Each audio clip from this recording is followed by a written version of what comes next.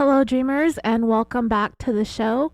This episode is for those of you who did not want to listen to the 3 hour interview with James Reyes in the last part, episode number 284. I am going to give you many of the details from that interview.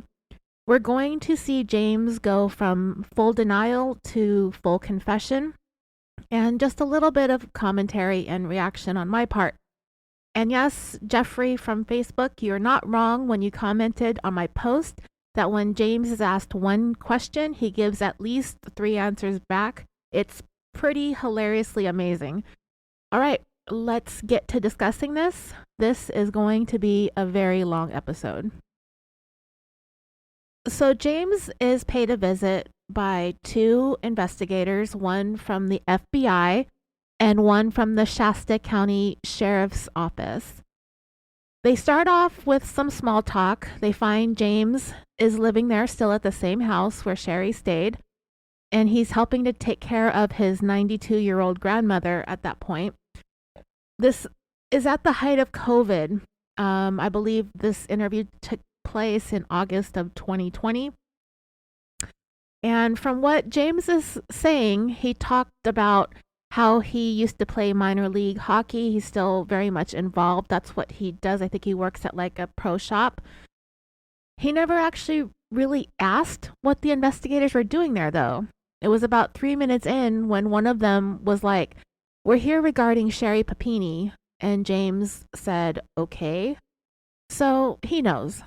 But what he forgets, and what a lot of people who get surprised by law enforcement forget, is that the chances are that they know a lot of the answers to the questions that they're going to be asking you, at least most of them, but he's going to be evasive for quite some time when they're questioning him, for at least, I want to say, like the first hour. The investigators asked James how he knew Sherri, when was the last time he saw her, and when was the last time they talked, things of that nature. James said that they started dating around 2002. Sherri was first dating a friend of his, and that they all knew each other through some youth program when they were teenagers. He said that their relationship lasted through late 2005 into 2006 because Sherri ended up moving back up to Shasta from Southern California. He said she was going to go to school and that he was still playing hockey down there. And he said that he and Sherri had an apartment in Huntington Beach for about a year. And from the sounds of it, it just seemed like their lives were going in different directions at the time, especially with the work and the traveling that James had to do playing hockey. So about 5 or 6 minutes into their talk, James starts distancing himself from Sherri. He said they broke up around 2006, so that would put that about a decade before the kidnapping hoax, right? So yeah, James said that they broke up, that they still had a few items that belonged to one another, and that they communicated about those things for a period of time following the breakup. A minute earlier, the agents let James know that they've got some questions about Sherri and remind him that it is a crime to lie to a federal agent. So James starts lying less than 6 minutes into their conversation when he says it's been years since they've talked, like more like a decade. Then James randomly says that he had talked to Sherri's dad, which seemed like an odd thing to say, and he goes back to saying that he hasn't talked to her in like 15 years. So this is 2020. But anyway, James then pivoted back to talking about seeing Sherri's dad, and then he said that Sherri contacted him some years back, maybe about 3 seasons ago, and she told him that her dad was going to be in Orange County for an Anaheim Ducks game, that he met up with her dad at the game, that they didn't go to the game together, but they did meet up for some drinks. James wasn't really wanting to nail down an exact year. He said it was sometime between the 2014 and 2016 season, which is getting pretty close to the time of the kidnapping when that was going to happen. So there, James was caught in another lie. He said a few minutes ago that he hadn't spoken to Sherri in like 15 years, but then all of a sudden, a few years back, she apparently contacted him to go and meet up with her dad, which seemed like a weird thing to me, but anyway. So one of the investigators asked, "So you knew that Sherri had gone missing?" And James said, "Yeah, on the news that his mom had called him and told him about it." And then he was asked, "So you were in contact with her right before she went missing?" And here James kind of goes back to distancing himself again from the whole thing by saying, "Yeah, she contacted me about her dad coming down for a hockey game, whatever, whatever." And then they asked him, "So when was the last time you actually saw her?" And James said, "About a year after they broke up." So he's putting the last time he saw Sherri all the way back to around 2006-ish, maybe 2007. But whatever the year, these investigators already know that it's not true. So James is continuing to lie to a federal agent, which is a felony, and they did warn him of that.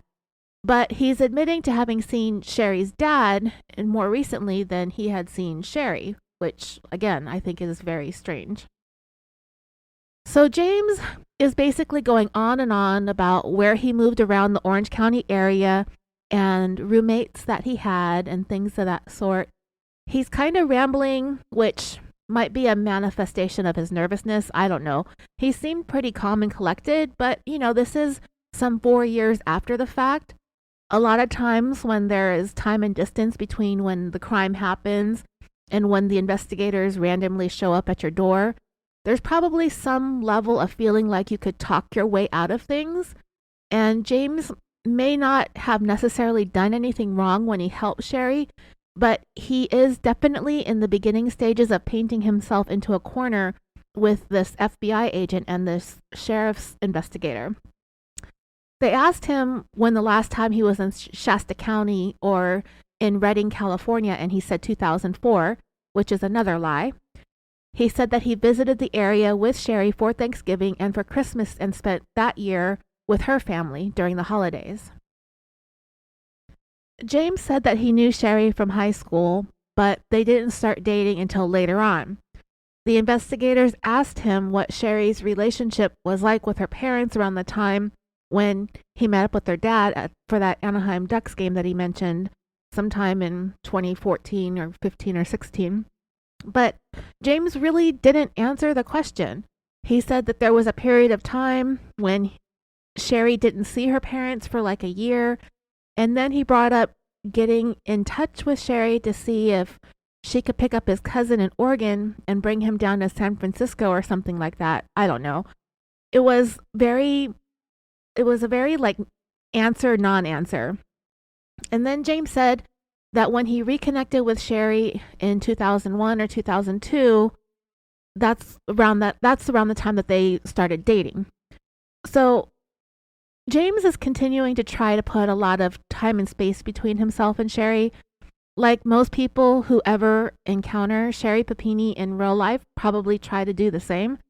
James then talked about how he had a napkin from a coffee house where he worked or something like that that had Sherri's number on it. And during one of his moves, he found it. And he said he gave her a call, and that's how they reconnected after high school. They started talking, and she came down to Orange County.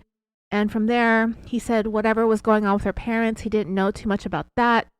But then the agent interrupted him and said that he wanted to talk about the time around the hockey game that James said that he met up with Sherri's dad, the thing that only happened like 3 or 4 years ago. So James here is talking about his interactions with Sherri from almost 20 years earlier. And the FBI agents, well, they're patient, they're not having it, and they're leading him back to the question at hand. They want to know how it all came about, how he ended up linking up with her dad randomly a decade or so after they broke up. Now, what I'm thinking, because he put this interaction with Sherri's dad close in time to the fake kidnapping, what I think James is trying to do is account for any type of communication between himself and Sherri that took place in 2016 as she was planning this whole convoluted hoax. So I'm fairly certain that James knows what's going on, but he is really trying to distance himself. I'd distance myself from that crazy bitch too if I were him. I mean, who really does this kind of stuff? It's insane. It's totally insane what Sherri Papini did.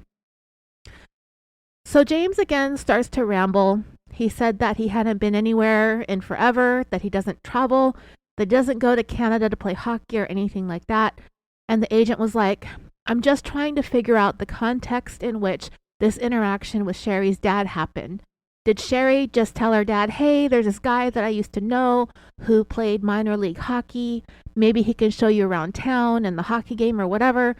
And James said that Sherri's dad knew that he played hockey, but he's not really sure what caused Sherri to reach out to him about meeting up with her dad. And granted, that does sound random, and I'm not even really sure if it happened like that or not. Like I said, I think he could be trying to make up a reason to have been in contact with Sherri around 2016, the year that the kidnapping took place. But anyway, James just said that she contacted him and said that her dad was going to be in Orange County and that he hadn't seen her in almost 10 years and he didn't know. He had only met her parents a couple times. They didn't really travel to Southern California to visit Sherri or anything. He was under the impression they just weren't close. Well, we do know that Sherri and her parents had somewhat of a tumultuous relationship. I mean, we know that both of her parents and her sister contacted their local law enforcement regarding some of the things that they accused Sherri of doing. As a reminder, I believe her father reported that Sherri tried to do some illegal transactions or a withdrawal on his bank account.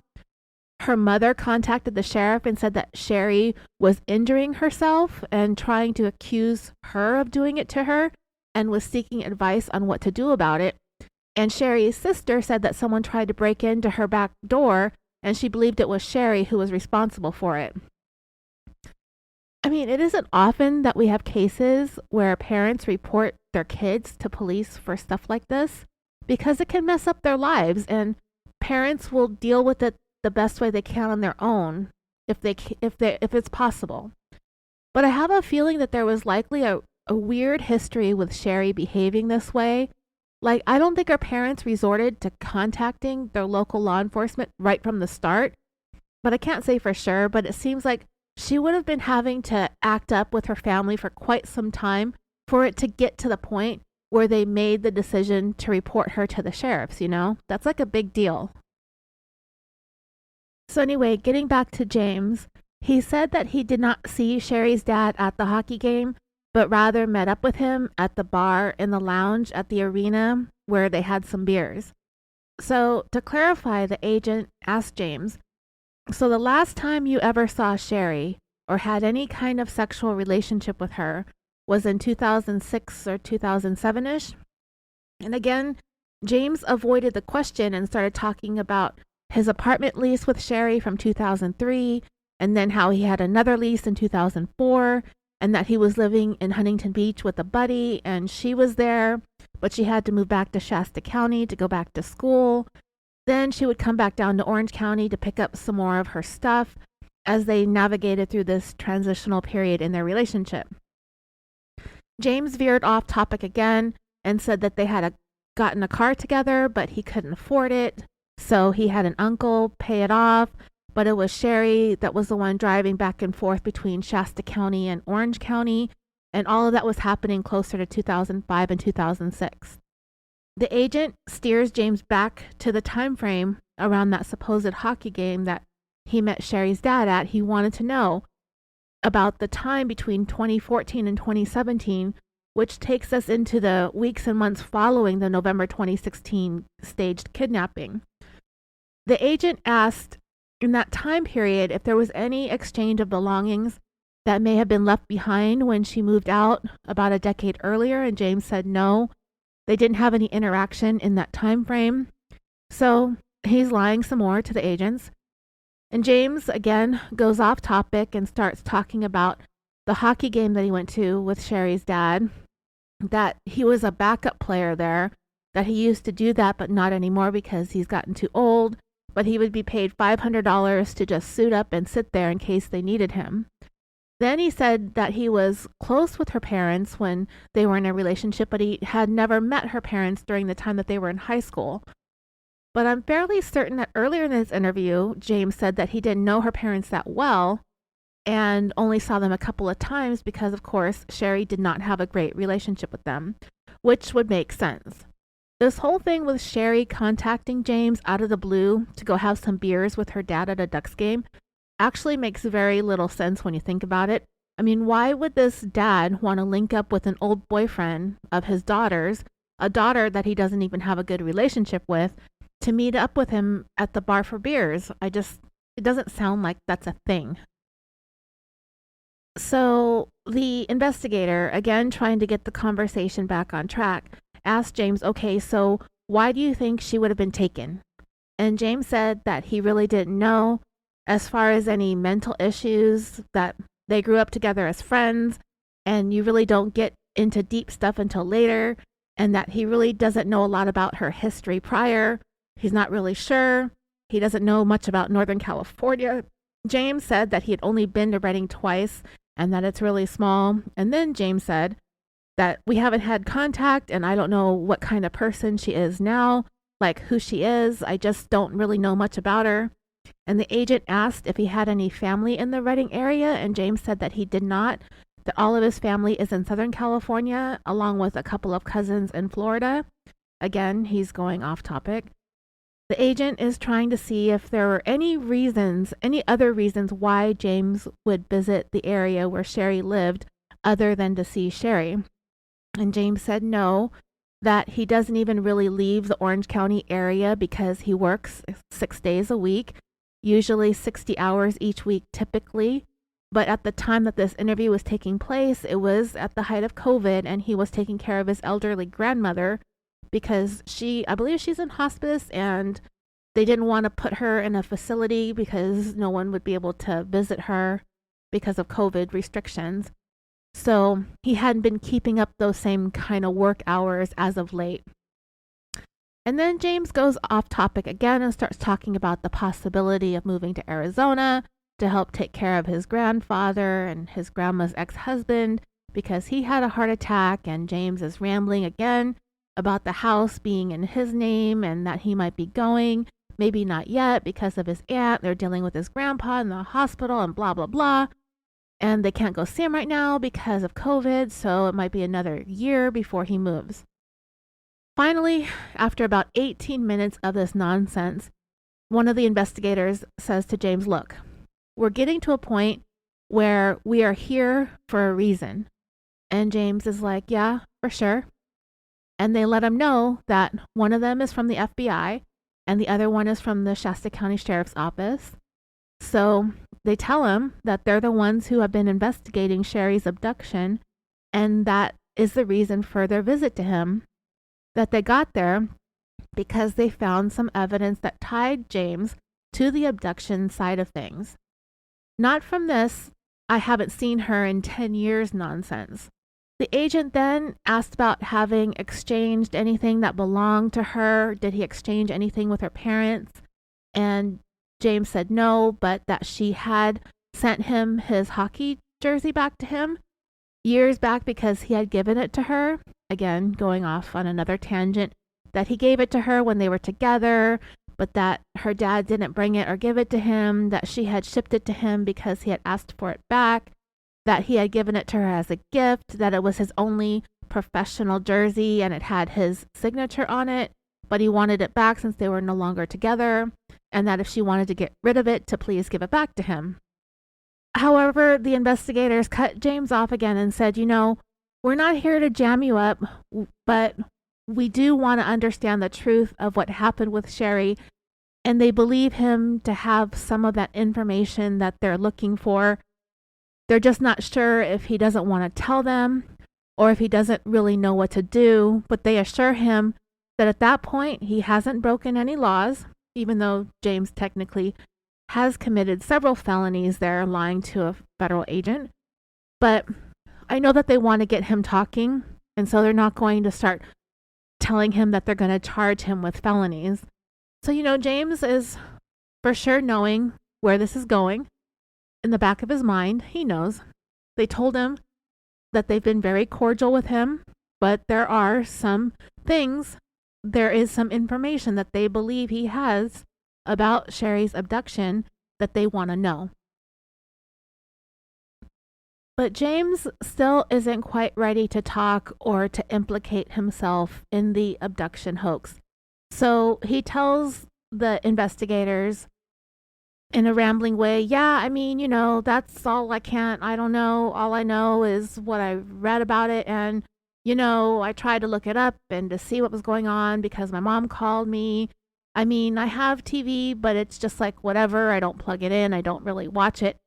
The agent interrupts James again and tells him, look, we're getting on a slippery slope here. We want to stop you before you start falling.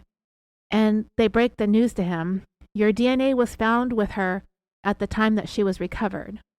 So there's evidence that says you were around when she was found. And James said, well, I was at work, but the agent just kept going. That's not what we're talking about. During the abduction time, your DNA was found on her. It's not by chance. In your own words, you say you haven't seen her in 10 years. She hasn't been down here.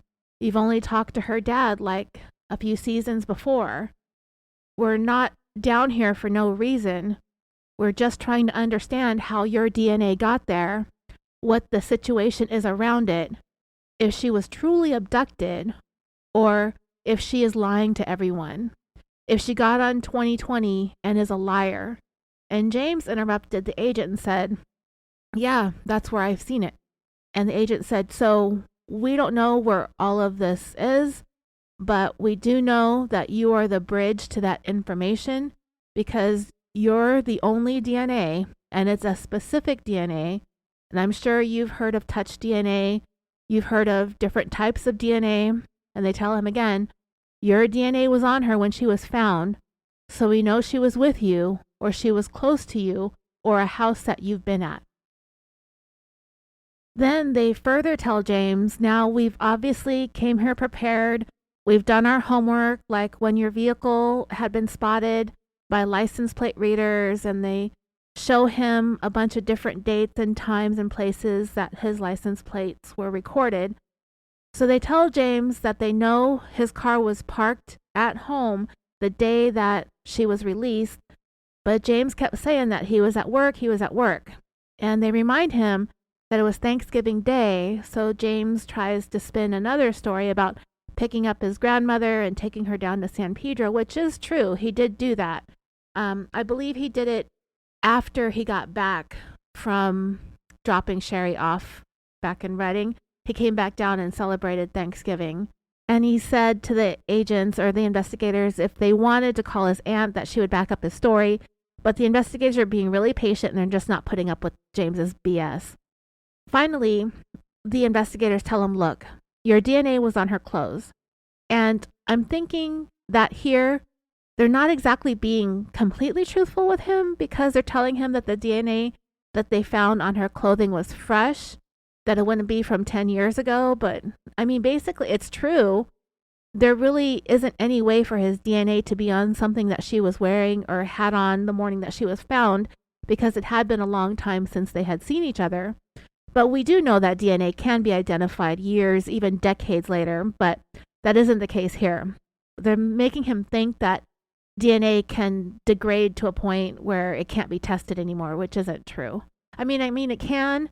It just depends.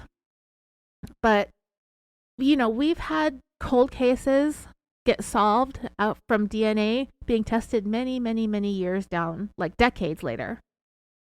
So anyway, they also told James that the DNA came from seminal fluid.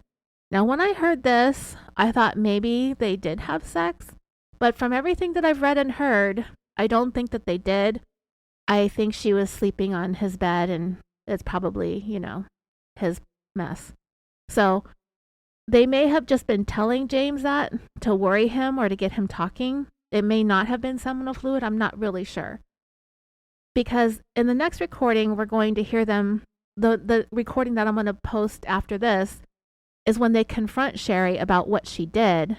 And they're going to tell her that they know that she and James did not have sex because they asked him on a polygraph. And the result of that specific question was the truth when he said that they didn't. But I mean, it could have been DNA from seminal fluid. It was his home. It could have come from anywhere. But whatever the case is, the source of the DNA, they know for sure, was a match to him. So they're telling him that they want to know how his DNA got on Sherri when he says that he hasn't seen her in 10 years. And at that point, once the investigator said seminal DNA fluid, James said that he would probably need to talk to an attorney.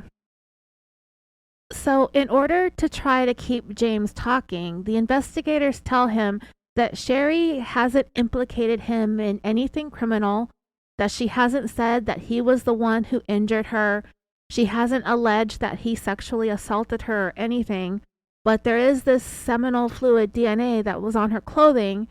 And James, being James, he just randomly started talking about something off topic. And I've listened to this recording of him twice now, and there's a part of me that doesn't really think he's playing with the full deck completely. He said that there must be something going on with her, that her dad told him that Sherri almost died from a variety of complications when she gave birth to her second child, and that he thinks that she's a very sick girl. I don't understand why this guy agreed to do all this stuff for Sherri, renting cars, driving 1,000 miles round trip twice to go get her and to drop her back off, keeping her hidden for 22 days. His family knew about it. Some members of his family knew that she was there. Sherri was all over the news. They knew that she was hiding at his house. And I guess James must have told his mom and his brother and his cousin that Sherri was being abused by Keith. So they all kept this quiet all these years. Nobody ever came forward, which is kind of amazing too. I don't think I'd be able to keep a secret like that. I'd probably have to blab to somebody. But anyway, at that point, James asked if he could get back to them because he wanted to talk to an attorney. But I know that these investigators traveled all the way down there, and this interview is going to continue for another couple hours. So they just kept talking to James, interrupting him as he again expressed his concern about the source of the DNA found on Sherri. They tell him that he really isn't going to be able to explain away this DNA being from some time in the past, that when she was found, she had his DNA on her, and they needed an explanation for that. They try to reassure him that they're not accusing him of anything, but they are fairly certain that James has the information that they're looking for when it comes to what happened to Sherri during those 22 days that she was gone, that he is the one, the only one who can fill in the blanks. But then, off topic, James started talking about his girlfriend being in Australia, not on Australia. I guess, well, technically on Australia. Is an island, sort of. Anyway, that they've been together for 4 years, but this was during COVID, and they hadn't been able to travel to see each other. James mentioned that she's a figure skating coach and that they were introduced through a mutual friend. The investigator again steered the conversation back to him, bringing up wanting to speak to an attorney, but they still want to talk to him while they're there.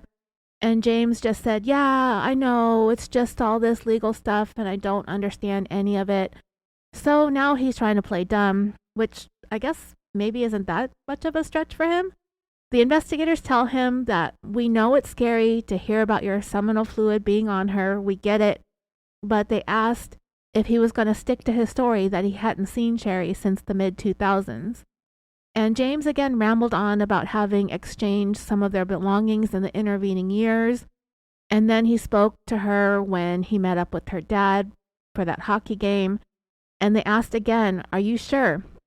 Nothing between him and Sherri ever since the mid-2000s. And James again circles back to having spoken to her about meeting up with her dad. And the investigator asks, so you're saying you had nothing to do with the abduction? And James said, nope. I mean, I'm just as surprised as you guys. And they asked, and you don't know who took her? You don't know where she was held? And James replied, I know I've seen her online or talking to someone. The only people I know on the East Coast, the only guy that I know out there that she knows is Matt. And I think that's another ex-boyfriend who is also friends with James. I know this is just really strange, but he's in Chicago. And they ask him why he's bringing up the East Coast. And James mentioned how in the news, it was reported that Sherri was talking to a man from Michigan, which is not the East Coast, but this guy doesn't strike me as the most studious person ever either. But yeah, there was a report about Sherri talking to a guy from Michigan, and I think that's what James was trying to refer to. So he continued rambling about how he hadn't seen Sherri's ex-boyfriend since they were in high school, but again, the investigator really isn't having it anymore and said, Sherri was taken on November 2nd, 2016. Where would you have been that day? This ought to be good, right? James said he was probably working. The only days that he doesn't work are Fridays. So they tell James, okay, we're going to go pull your work records and it will show that you were at work that day. And James said, most likely, I'd have to see what day it was, that the skate shop that he works at has 3 locations. There's one in Los Angeles, one in Anaheim, and one in Irvine, and that he works Saturday through Thursday every week. And the investigator asked him how they do it. Do they have time cards? And James said, yeah, my boss has time cards, but then he says I'm on salary, so he doesn't clock in and out. So, I mean, which is it? Does boss have time cards or he doesn't use time cards? This guy contradicted himself literally in the same sentence. So anyway, they take down James's boss's name and tell him that they're going to speak to him.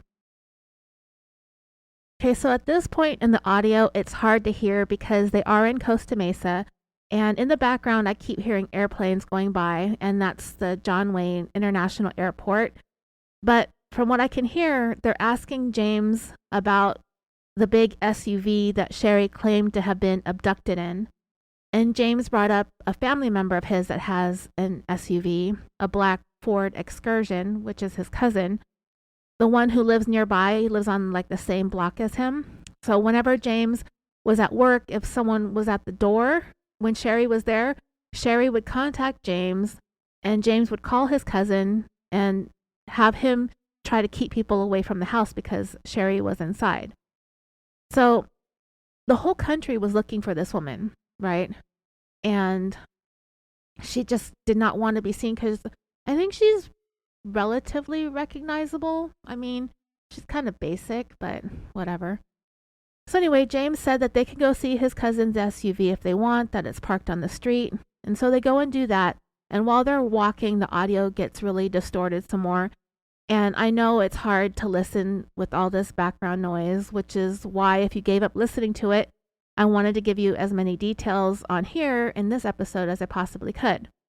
So they asked James if he had the same phone number as he did back in 2016, and he said that he did.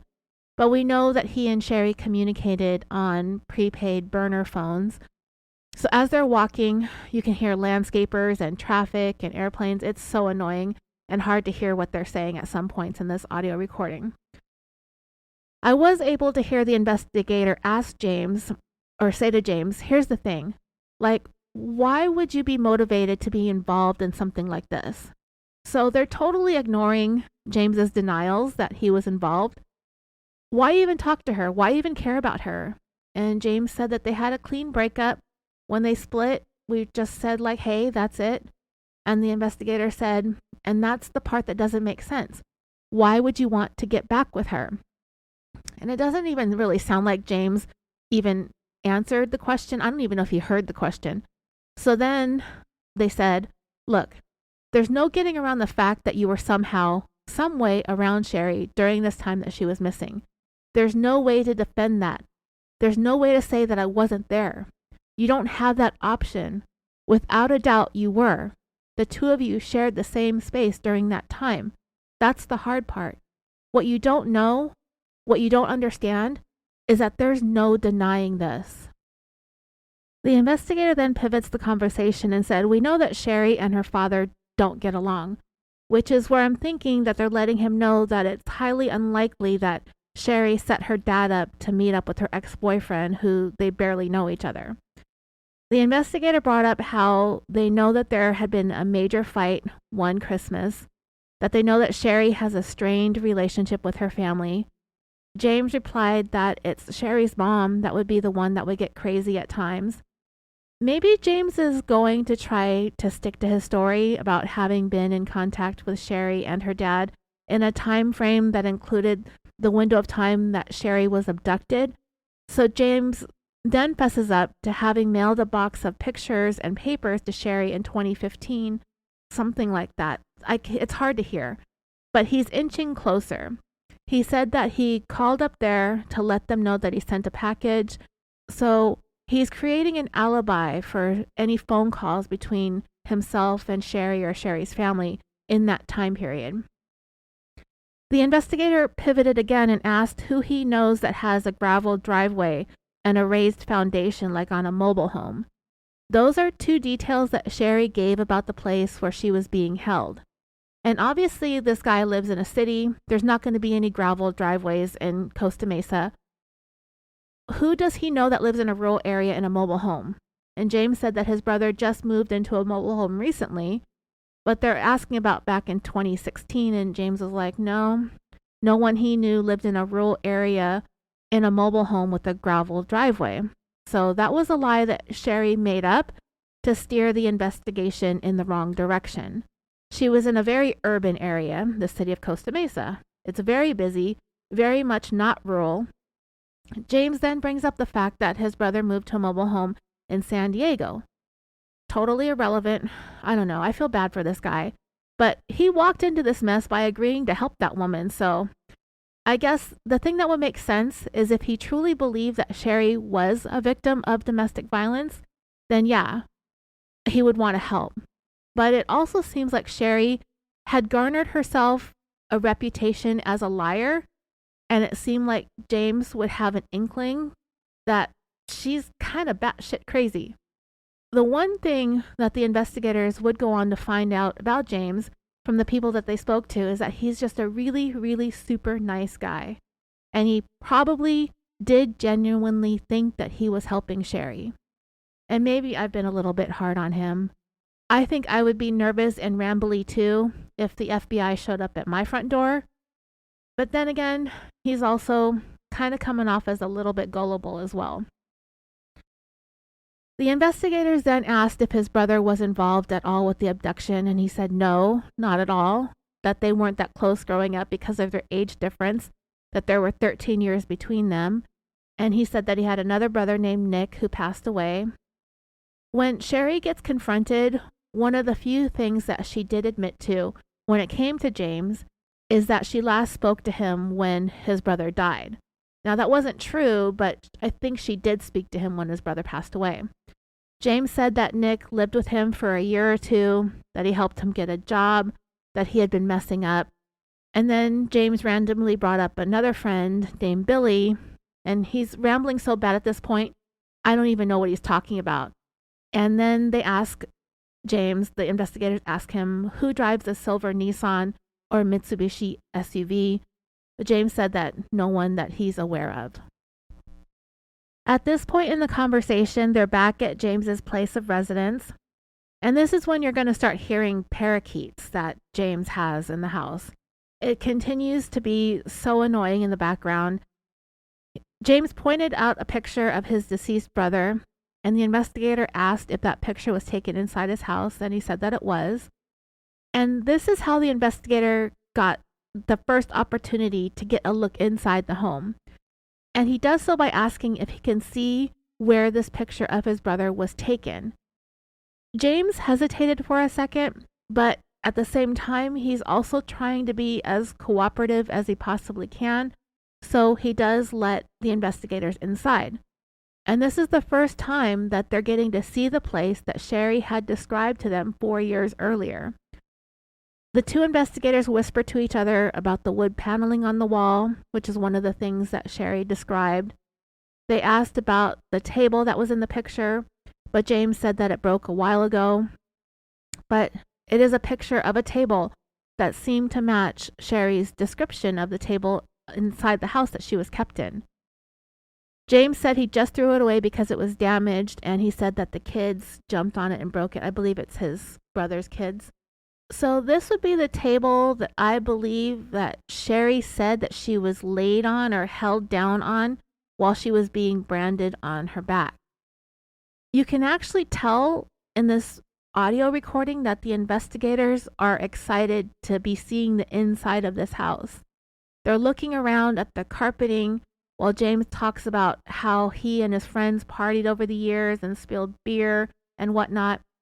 So finally, one of the investigators says to James, look, here's the thing. This is the table that Sherri said she was on when she was branded. That she showed them a picture of a very similar table, and that's what the table looked like. And James at this point was quiet, and all he had to say was like, yeah. And the investigators were like, yeah. At this point in the conversation, the investigators then tell James that they have not spilled the beans to Sherri yet, that they've identified him as a match to the DNA on her clothing, that they wanted to come and speak to him first. James tries to avoid that by saying, yeah, I literally had that table just until about a month ago. They want him to understand what's going on. Either one of two things happened, the investigator says to him.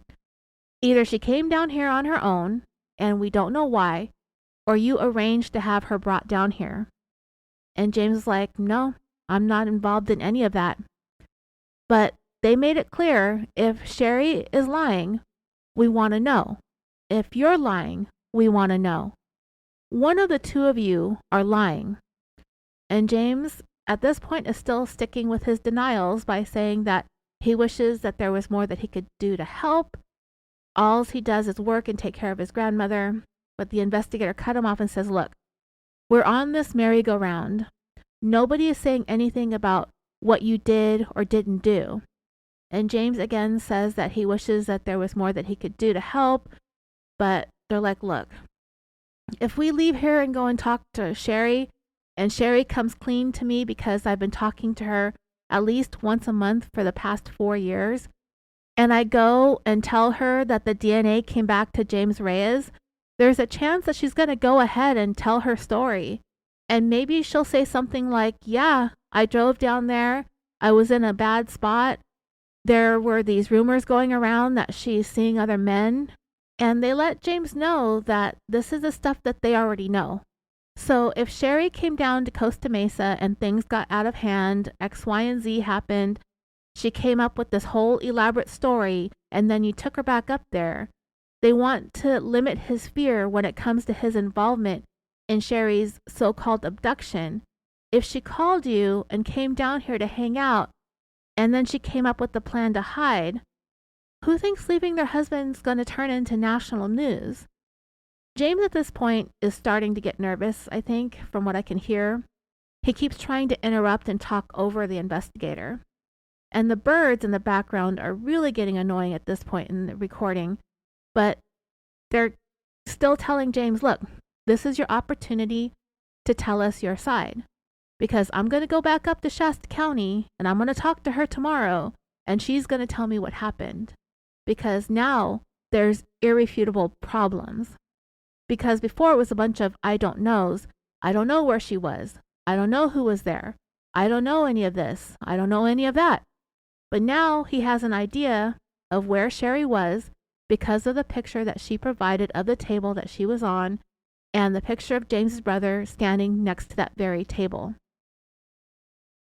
They tell James that they have an idea that James was there because of his DNA. So the amounts of I don't knows is getting smaller and smaller by the minute. Because he says he believes Sherri was inside his house for a portion of the time. Maybe not the entire time, but a portion of it. She gave us a certain amount of information that's turning out to be true in order to keep her story going. Her story made national news.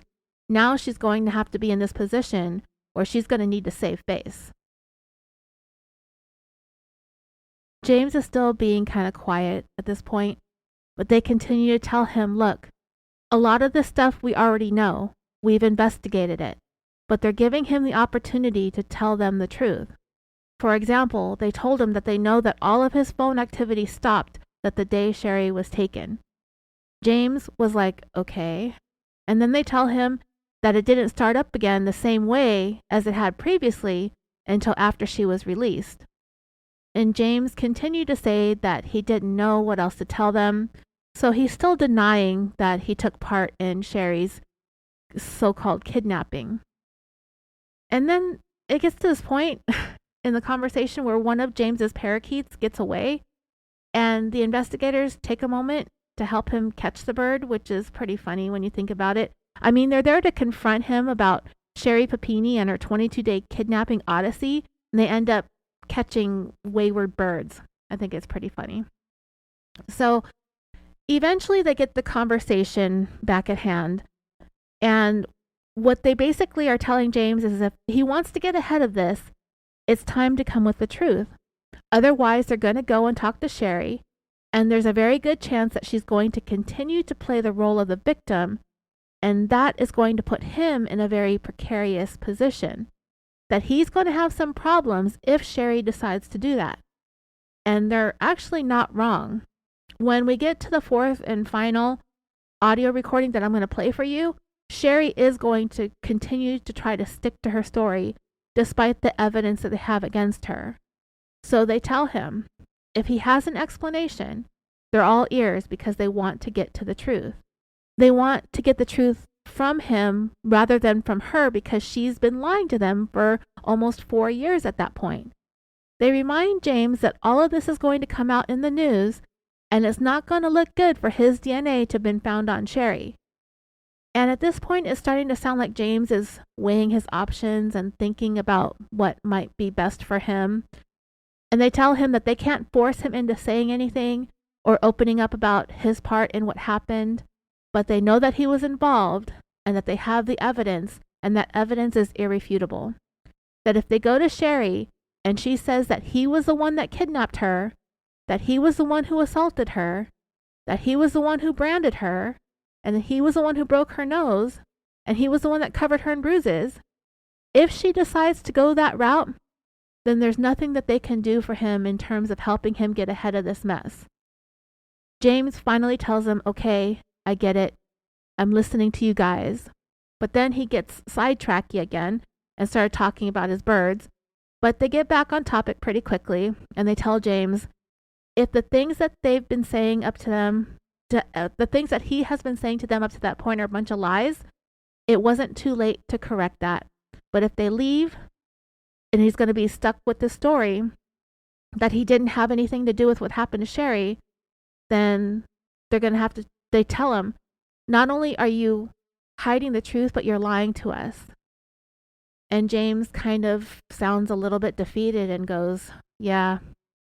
And he mentions that he's probably going to go to jail, and he's worried because he's the one that takes care of his grandmother. He brings up talking to an attorney again, but they want to keep James talking because it feels like he's about to crack finally. And they tell him that he has complete control over what happens. But if he wants to get an attorney, they're going to keep asking the same questions. And that doesn't change the fact that his DNA was found on Sherri's clothing.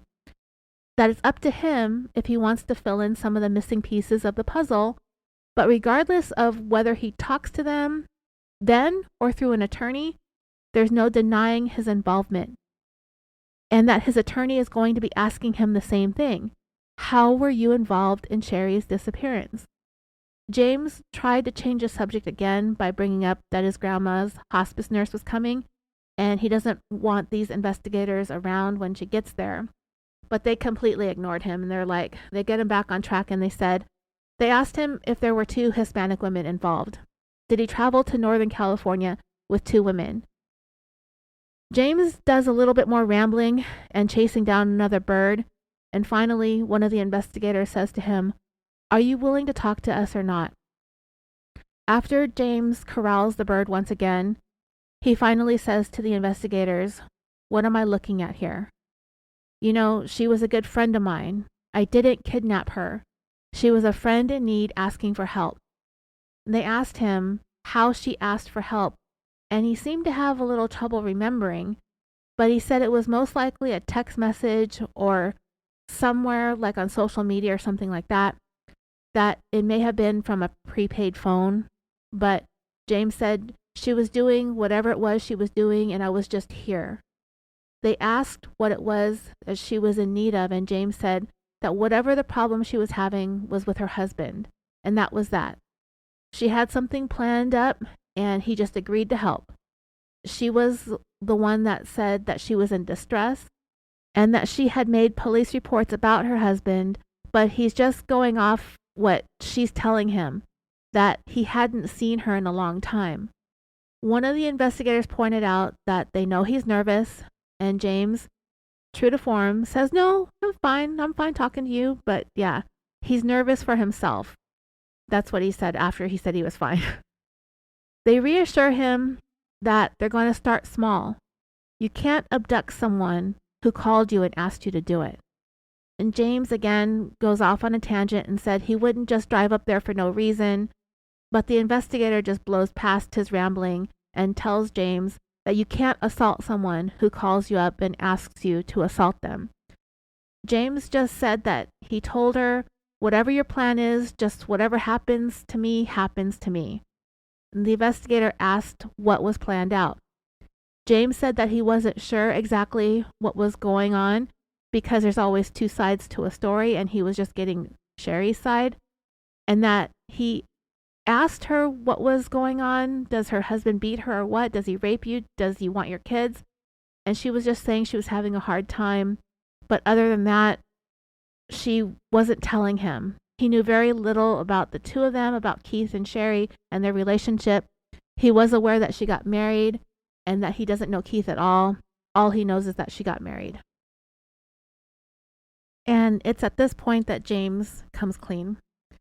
The investigator asked him what happened next, and he said that was it. He went and he got her. They asked in what car. He said that he got a rental car. His car wasn't in great shape to make that long of a drive. They asked him what kind of car, and he said he couldn't exactly remember. He thought maybe it was some type of SUV, but I believe the SUV was the drop-off car. The first car that he got was a Dodge Challenger. He says that he thinks he got it at the Enterprise car rental place at the John Wayne Airport. If they go over there and if he sees it, he'll remember which place he got the car from. James said that he never actually went to Sherri's house, that he actually didn't know where she lived, and that he still doesn't know where she lives. He said that he went down some road, not a dirt road, a paved road. And they asked him how he knew where to go, and he said that she sent him messages telling him where to go. He said that in the past, the only time he had ever gone anywhere in Reading was to her parents' house, and that he's not familiar with the area, and he had no idea where he was or what road he was on, that he just picked her up. It wasn't anything crazy, that she just got into the car, and that he himself never got out of the car. He said that he unlocked the door and she got into the back seat. And from there, they drove back down to Southern California, that he needed to go straight back because he had to go to work the next day. The investigators wanted to show James a map of Reading so that maybe he could tell them exactly where he picked Sherri up from.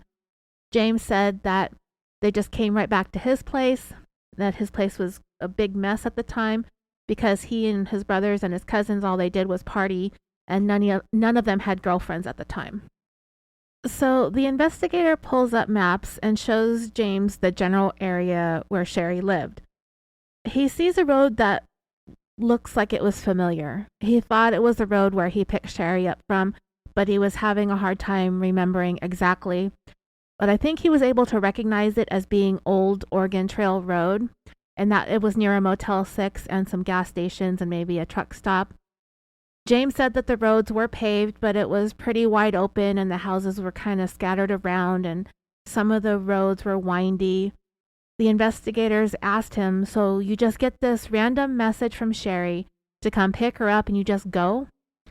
And James said that they did talk about it for a while, like she had this whole plan going on. They asked James if he saw her put her phone down. If you recall, Sherri's phone was found laying on the ground near their mailboxes, and the earbuds were neatly wound up and placed on top along with some of her hair that she pulled out and left behind with the phone, so it would look like an abduction. And James said that they drove straight back down to Orange County. I don't even think he answered the question. That they stopped a couple of times for coffee and to go to the bathroom, but she mostly stayed in the back seat and then she took a nap. James said that he acknowledged to Sherri that this was something that he could get in trouble for, but he was just trying to help and he wasn't interested in trying to figure out why she was doing what she was doing. In his words, he just put his head down and did his thing. James said Sherri told him that she was reporting things to her local law enforcement, but they weren't doing anything about it. So this was her solution, apparently. I think I heard, if I remember correctly, from the final video or the audio that I'm going to upload when they confronted Sherri about the big lie, that she told James that Keith had friends in law enforcement that weren't going to do anything to help her. Not that he was going to go up there to do anything, James said. And the investigators were like, yeah, no, you were just being there for a friend in need. You went up there and kind of arranged. And James cut him off and said, she arranged. I just kind of agreed. And they asked James if he happened to save all those old text messages between them. And he said that he was just about to go to the store to get a new phone because the phone that he had isn't holding a charge, but everything should transfer over. And they asked if he and Sherri took any pictures, and he said no. James said the whole time Sherri stayed inside his house and he went to work every day and just kept up with his daily routine with all the hockey stuff. They asked James who all knew that she was there, and he said it was just him and her, but I think we know that that isn't completely true. His cousin who lived up the street was aware that she was there, and I believe his mom knew at some point, maybe not right off the bat, but she heard the news early on and called up James and asked him about it. And then eventually, I think he told her at some point that she was actually at his house. But everyone kept their mouth shut all those years, like I said. It seemed to me like it would be kind of a hard thing to do. However, if James told them that he was helping her hide from her abusive husband, then that would be a pretty good reason to keep quiet. But anyway, James said that he was gone most of the time and Sherri just stayed there. She did some cleaning, she did her thing, that's what he said. He said that he slept on the couch while she slept in the bedroom. I think he had 2 bedrooms, but one of them was full of junk. Sometimes she slept in one or the other bedroom. I think he managed to clean up some of the space for her. And he just said he wanted to give her space to deal with whatever she had going on with herself. One of the investigators asked if he could look inside the room to see if the closet matched how Sherri described it to them. And James agreed to let them look. And from what it sounds like, James's grandmother was in the bedroom at the time that the investigators went in. There's TV going on in the background, and they asked if it's okay if they took pictures of the room. They also asked if they could take pictures of the bathroom, to which James also agreed. The next thing the investigators brought up to James were the significant injuries that Sherri suffered during the 22 days. But I mean, is it really suffering if you do it to yourself? I'm going to say no, but she did mess herself up pretty badly, which, like I've said before, made her story kind of believable. Anyway, the investigators brought up the branding on Sherri's shoulder blade and the extensive bruising on her body, and they asked how all of that happened. James said that she did most of that to herself. When she was in there, she would just hit herself on something. He said that he helped her, and I think he was referring to the branding and possibly the broken nose. I believed he helped her do that as well. But James said that he never punched her, he never laid a hand on her. The investigator asked how he helped her then, and James admitted that one of the things that she wanted him to do was to hit a hockey puck into her legs, which he said that he did, but he pointed it out that he did it just enough to create a bruise, that he didn't like full on like slap the puck as hard as he could into her leg. They asked about the large bruise on her arm. James again started rambling and said you could kind of tell he's kind of embarrassed or ashamed that these investigators would think that he would cause all of those injuries on her, as he sounded like he was getting nervous again, and he started rambling about how he would never do something like that it's not very often that someone will ask you to injure them on purpose. I mean, he goes like, when you fight, nobody's asking you to hurt them. And he made it clear that he's never gotten physical with women and that he just did what she asked him to do. They asked James about the branding, the burn on her back, and he admitted that he did help her with that, that they had wood burning tools, either wood burning or leather burning. I don't even know if those things are interchangeable, but they asked if he still had the tool, and he said no, that they threw it in the trash. They asked him where he bought it from, and he told them at Hobby Lobby in Huntington Beach, that they bought the tools for about $20 or so. They asked him to explain what it was that they used to make the burn and how they did it. And James wanted to make it clear that this was all Sherri's idea. She thought up the whole thing of branding herself on the shoulder blade, and that he doesn't even really exactly remember what the branding said or what words they used. She just wanted it done. They asked James how it happened, and he wasn't really sure how to answer that, so the investigator clarified. Just explain the whole process. Like, she woke up one morning and said, "Hey, let's go to Hobby Lobby." And James said, no, she never left the house. She never went with him anywhere. That she knew that this had all blown up in the media, and he really didn't even know what her whole plan was and how this was all going to come to an end eventually. They asked James what they talked about for those 22 days, and he said, I mean, what are you going to talk about? She's in this weird situation. She's seeing herself on the news on her cell phone. James just didn't really know what to say or want to say anything because he didn't want to add to her stress or to the pressure that she was under. He said that he didn't know what her thoughts were about this whole thing, and that they didn't really talk about it. Even though she planned it all out, some of the ideas she came up with at the spur of the moment, she would randomly come up with different ideas in terms of injuring herself. The investigators next asked James if he kept any of Sherri's clothing or if he held on to anything that might be evidence of his involvement, like if he had any proof that this was all 100% Sherri's doing. And James said no, not really. There wasn't a lot of stuff that they had, that she wanted to toss everything out, but he said that he kind of wanted to keep the wood burning tool, but whatever it was, and she wanted to throw it all away. That it wasn't like they had a box or a kit of stuff prepared to do what she wanted done. When she needed something, she asked for it, and he would go get it. He mentioned that she wasn't starving, but she definitely looked like she needed a double-double even before this whole ordeal happened. He said that she wanted some sweats, and so he got her sweats. She wanted cleaning supplies, and he got her cleaning supplies, and that there wasn't really a whole bunch of stuff. He wasn't running around all the time for her.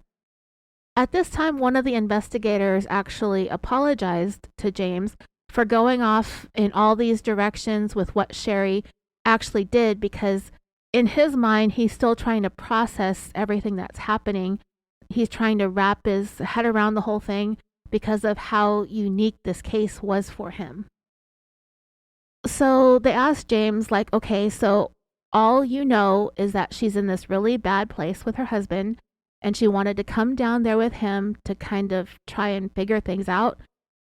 He wanted to know at what point did Sherri start wanting to do all this stuff to hurt herself. And James said he really didn't know how long she was going to hold out for, that they talked about it, but he didn't really know what the plan was. Was she going to stay for a long time? Were they going to live together? There was just so much going on with the situation. He said we had known each other for such a long time since they were young. They had been in love, but it was young love, that he didn't know if things were going to work out for her or what her next plan was going to be. He brought up meeting her dad for that beer at that hockey game. Apparently, I don't know when that happened, to tell you the truth. If it happened before the kidnapping or after the kidnapping hoax, I just don't know. James is back to rambling again. He brought up Sherri's kids again and how she almost died giving birth to the second child, but he's not even sure how much truth there is to that. Yeah, gee, I wonder why anyone would doubt Sherri Papini, right? But the problem was that after so many days down there with James, Sherri did start missing her kids. And you know, dreamers, as much as I do not like Sherri, I can believe that to an extent. She's so narcissistic to begin with, just to be able to do that to her very young children in the first place. is a testament to that. But as a parent, I still think that there's that part of you that just can't help feel that way about your kids. So at some point, she decided to go home on Thanksgiving Day. He said that somehow he was up for more than 2 days picking her up and then dropping her off again, including on Thanksgiving. And then afterwards, he went to his aunt's house in San Pedro. And after she made her big return, he drove back down and made an appearance by like 2 or 3 in the afternoon for Thanksgiving dinner. So next, the conversation started getting into when Sherri was dropped back off again. They asked about the things that she had with her, and James said she had stuff in the backseat of the car. Some of the stuff he bought, some of it he may have already had. Like the chain around her waist, he may have bought that, but he's not completely sure. He may have had it at his house. Just whatever he had purchased or had, she put it all together.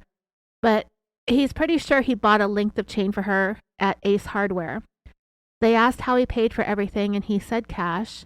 The wood-burning tool, he said he paid cash for that too. They wanted to know if he purchased anything during this time for Sherri using a debit card or a credit card, but he really couldn't remember. They asked then what card he used to pay for the rental cars, and James admitted that he couldn't get a rental car because he had a DUI, so he had a buddy of his rent the cars for him. They asked him who rented the car for him, and he said it was this kid that used to work for him, just a young guy. He didn't know that any of this was happening with Sherri, and James provided them with the name of the person who got the rental cars for him. James said he asked him to rent the car, and he was like, yeah, for sure. Didn't ask any questions. James gave him cash for renting the car for him, and that he's pretty certain that he rented both cars from the same place.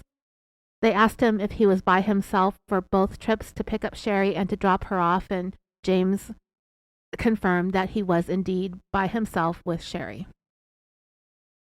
They next asked James about the phone. They said they knew his phone was turned off. They wanted to know whose idea it was to turn off the phone. James said that it could have died, and if I remember correctly from the Sherri confrontation video, they knew that they were talking to each other on burner phones, but James did say that he needed his regular phone on if she contacted him on that phone. But the investigators wanted to clarify that if he did turn off his phone on purpose to conceal his location, they wanted to know.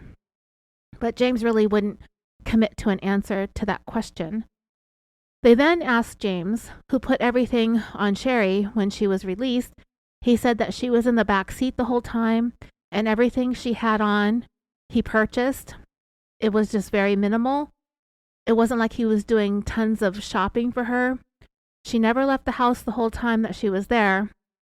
They asked him where he shopped for all the stuff, and he said that he would go to Target or TJ Maxx or Ross or one of those discount type stores.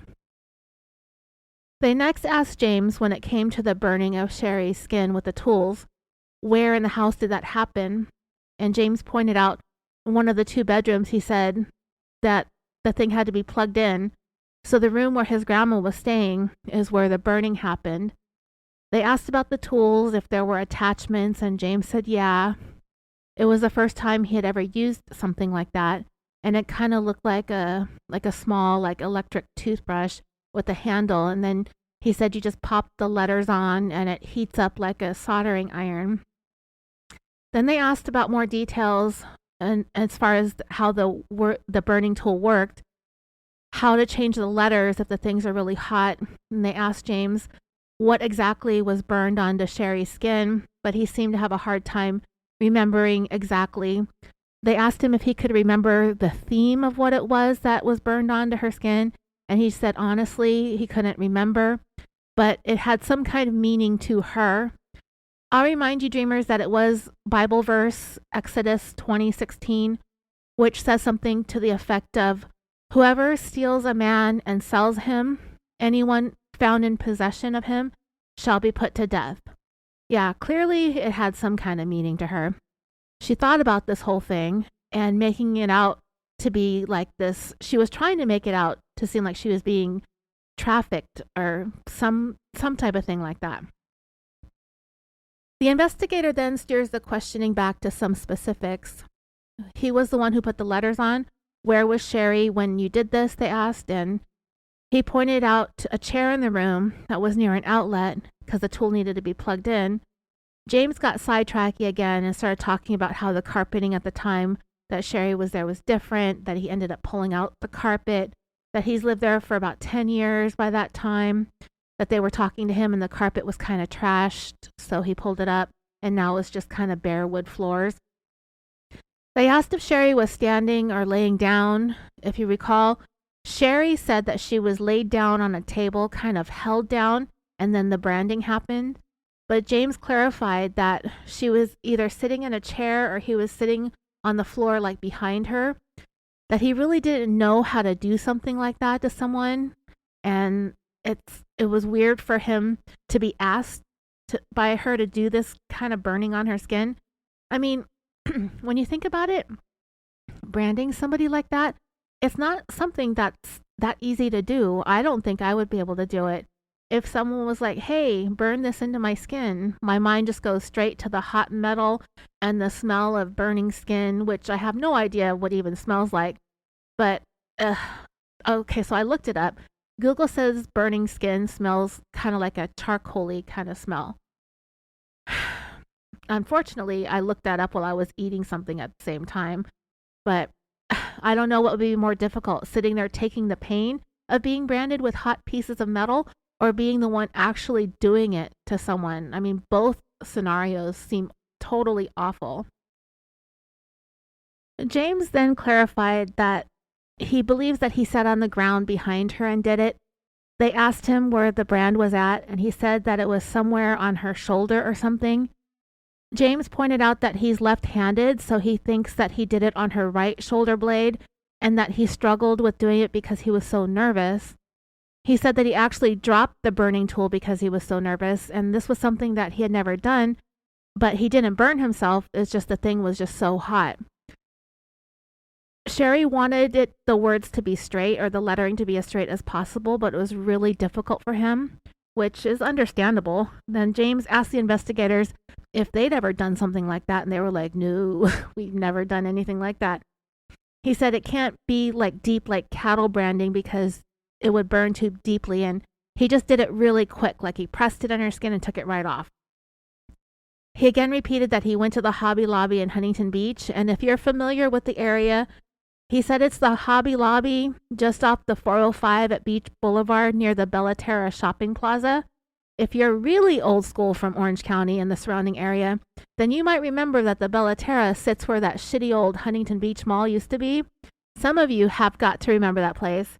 I was just down in Huntington Beach at the end of January with a friend driving around in the middle of the night looking for a Tesla charging station at the Bellaterra because I thought there might be one there. But it was actually at the Westminster Mall. Oh, shoot, Fred's barking. Anyway, I'm getting a little sidetracky now, like James here. I just miss California sometimes, and I like talking about it. So they asked James what Sherri did to deal with the pain of the burning, and James said that she really didn't complain all that much about it, that he didn't have any prescription pain medications for her, but he did give her some CBD liquid and maybe some Advils or something. They asked if he got her any burn cream, and he said, yeah, he got her some stuff for her skin because she got some kind of rash, which Sherri did talk about in her post-recovery interview. He said that she had some kind of allergic reaction to something, so he went to the store and looked around at the different creams that they had for irritated skin because he didn't really know what to get. She was trying to clean up some of the stains in the carpeting and broke out in hives, so she just had some kind of reaction to something. So yeah, I get it. I can be allergic to housework too. They asked about all the injuries, and James wanted to be clear that it was something that Sherri wanted. It was a thing that she asked him to do. There was nothing that he did to harm her on his own, that this was a completely mutual thing. The investigators asked if they were sexually active during this time, and James said no, not even at all. They asked if she took her shirt off for the branding, and James said that she kind of just pulled it up, but that was it. They had been together in the past, but she was never around him during this time without clothes on or walking around naked or anything like that. He brought up the fact that Sherri had breast implants, but she ended up falling down at some point and had to go back to have another surgery to fix whatever happened, but it was giving her a lot of problems and discomfort. He said that he kind of made fun of her about it and told her that one of her boobs looks a little saggy. James then went off topic again and started talking about what she was doing and what this meant for him, what the implications were. I mean, it's not off topic, but they're asking him about the contact that they had, and he starts talking about him possibly getting in trouble. If he was going to be getting in trouble or anyone in his family because of this. Remember, all of this stuff was all over the news. It had blown up. He said that he had been in trouble with the law in the past, that his mom had been to prison too, but he wasn't too nervous about dealing with law enforcement because he's been there, done that for the better part of his adult life. James eventually steered back to not having had any type of sexual contact with Sherri at all while she was at his place. They didn't really talk about it all that much. She did mention that she can't get pregnant anymore, and he did say that Sherri is a pretty sick person. The agent asked James if he was hoping to have sex with her, and he said no, not really. This wasn't a sexual thing at all. The whole thing with Sherri had him pretty rattled. And I'm sure having the FBI at your door doesn't make things any better, but at this point, it kind of sounds like somewhat of a relief for James to get all of this mess off of his chest. He's talking pretty freely, and this is an hour and a half into this conversation at this point. He said that he had a lot going on in his life, taking care of his grandmother now that his dad and his uncle had passed away, that he has one aunt, his grandmother's daughter, but they don't get along, so he's been saddled with taking care of her for the past few years. The investigators then asked James a little bit more about his family, his aunt, the one who lives in San Pedro, and his mom and his brother Cody, who live in Big Bear. His other brother Nick had lived there at the house that Sherri was at some point. I guess they had a falling out, and he moved to Big Bear with his kid and moved in with his mom. They asked if Sherri was ever in Big Bear, which would be what they may have suspected was the rural area that Sherri described with the gravel driveway. But James said no, she was never in Big Bear, and nobody ever visited them during the time that she was staying with him. They asked about the phone that Sherri was using while she was down there with him, and he said that she had a phone with her. She used it the whole time, and that he believed it to be a prepaid phone. He wasn't sure what kind of phone she had, but he did know that she left her phone, her regular iPhone, and brought a different one with her. They asked him if he could describe the phone, and he said it was black and either a Samsung or an iPhone, but it was a smartphone. They asked James what she did with the phone when she went back home, and he said she threw it away, that everything she had with her, she tossed it. He wasn't home a lot during that time because he worked and played hockey every day, so whatever she was doing, whatever she had, when she was ready to go back, they threw everything away, but it wasn't very much stuff to begin with. And then he pointed over to the dumpster where they threw everything out, which I'm sure was very disappointing for the investigators, but it had been almost 4 years since this whole thing happened, so the chances of James having anything of Sherri's from that time were probably pretty slim. I'm sure they would have loved to have had that burner phone so they could see what Sherri was looking at during those 22 days. Probably reading about her own dumbass all over the news.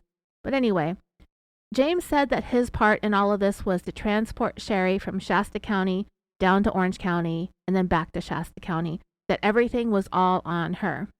They asked James if he followed the case in the aftermath and in the ensuing years, and he said that he did, that he was curious about it. He didn't think she was in a good mental state. It had been a lot of years since they had last talked, and he really didn't know much about her situation. All he knew was that she had some issues and she wanted to come down and stay with him. They asked him how long the planning process was, and he said it wasn't very long. They talked about it for a couple of months before he actually went up there and picked her up. He said that he worked so much that it was difficult and exhausting for him to do those 2 round trips like that. When they got to the Los Angeles area, he was really having a hard time staying awake. Because, coming and going from Los Angeles to Orange County is no joke on the 405 or the 5 freeway. Either freeway is a mess. It's a drive that if there was no traffic, would take maybe 20-25 minutes, and it could take easily 2 to 3 hours if it's trafficy and backed up, which it was. It really sucks. It even seems like there's traffic all the time now, not just during like rush hour. There's traffic all the time. James again reiterated that that was all that happened. They didn't go anywhere. They talked when he was home. They shared some meals. They hung out, but she never left his house. She spent a lot of the time by herself. She had all the privacy that she needed. She did a lot of reading and listening to music. A lot of the time, she just wanted to be in the room by herself with the door shut. The investigators asked him about the window in the bedroom next. Did she do anything to the window? And James said that there were some boards over the window, so she couldn't see out and nobody could see in, and that there was barely any sunlight coming into the room at all. They asked him who put the boards up over the windows, and James said that he was the one that did that he screwed them into the wall for her. They asked him where he got the wooden boards from, and he said he had already had them, that he had gotten these boards from the Home Depot, and that he had built himself a workbench in the garage, and that these were some leftover wood boards, that it was just 3 sheets of plywood.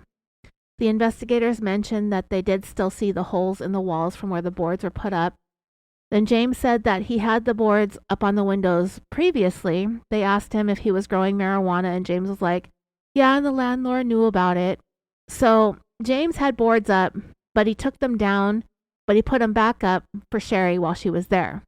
He said that he was growing marijuana in the room, but he accidentally flooded the room and had to pull the carpet out, and he ceased using the room as a grow room. They asked if Sherri wanted it dark all the time, and he said, yep. The carpet was still in the room when she was there, but in the intervening time, that's when he pulled the carpet out. I believe he said he pulled it up in February of 2020, so about 6 months before the investigators actually got there. The investigators next asked James about the stuff that he looked up about the case and all the stress that he may have been under. What all was he thinking? James said that, well, he has common sense. Yeah, okay. Whatever happens is going to happen. He's not going to run from anything. They pointed out that he didn't come running to them either to report what Sherri had done. He said that he figured that he might get in trouble, maybe not, but what it all came down to for him was that he was trying to do a favor for an old friend. And he realized then how severe the case was and how long it carried on. But the investigator said to him, yeah, but how can we prove that all of this was consensual? If there's anything that he can show them that what he's saying is the truth, did he write anything down? Did he keep a journal? Did he have any pictures? Anything at all to corroborate his story? But James really didn't have anything but his word. And honestly, he's believable. And at the end of the day, Sherri ended up pleading guilty. James was never charged with any crimes, even though they did tell Sherri when they confronted her with the information that they got from James that he implicated himself in some felonies. Why would he do that to himself if he was going to lie to us? Why would he get himself in trouble? You'll understand a little bit more later on. I know these audio clips are sometimes difficult to listen to, but the one that I really think that you're going to want to hear is the very last one, when they break the news to Sherri that they found James and that they know the whole truth. Because Sherri, when they did confront her, still wasn't going to budge from her story. Not at that time, anyway. They asked if he had spoken to her since the time that he dropped her back off, and he said no, that he hadn't spoken to her. They asked him if he kept anything at all to prove that this was all her doing in the case. The whole thing, if it backfired, if she goes and makes the claim that he actually kidnapped her, did he have any insurance to protect himself? And he said no, that he just took the chance and trusted her. But he pointed out that it goes both ways because they could implicate each other. He said it was kind of like whatever happens, happens. This was more than just a favor. This was a huge ask. James did also say that this whole thing cost him a lot of money too, and they asked him how much he thought he may have spent on the 2 rental cars and the gas and the wood burning tools, the clothes, the food, the medications, etc. And he said the cars were about $300 to $400, and all the incidentals he probably spent around $1,000.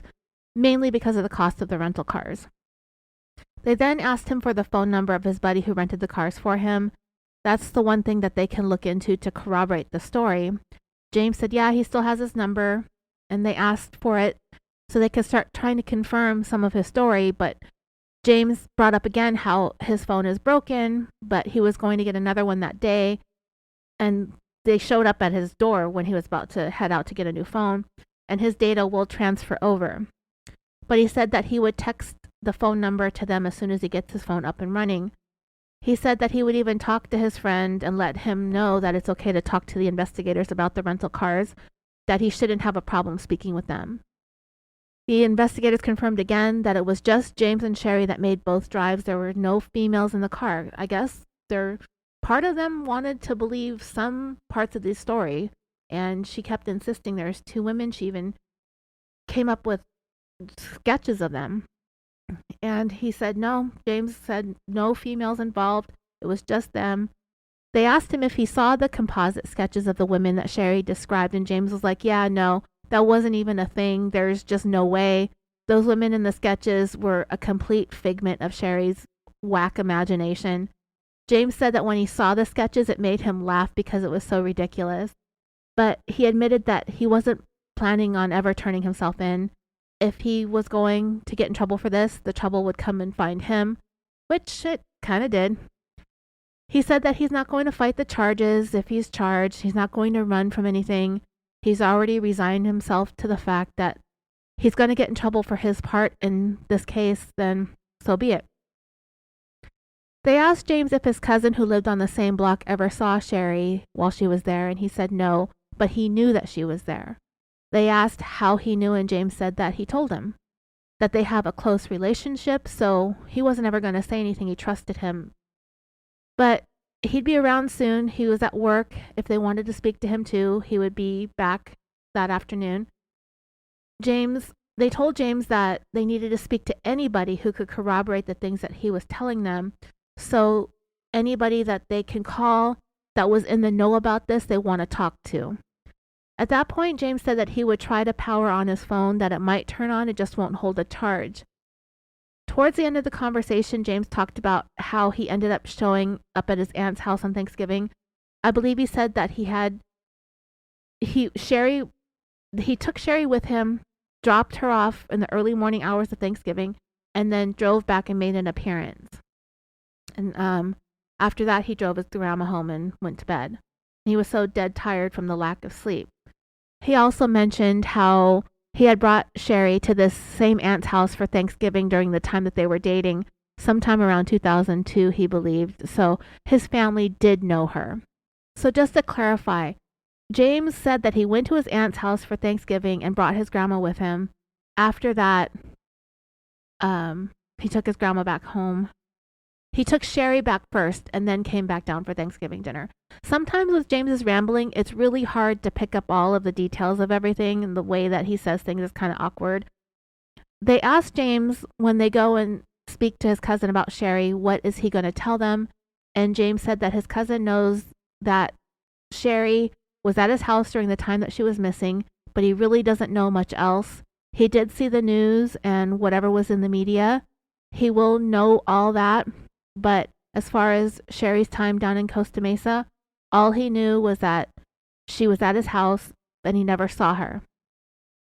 Just knew that she was there.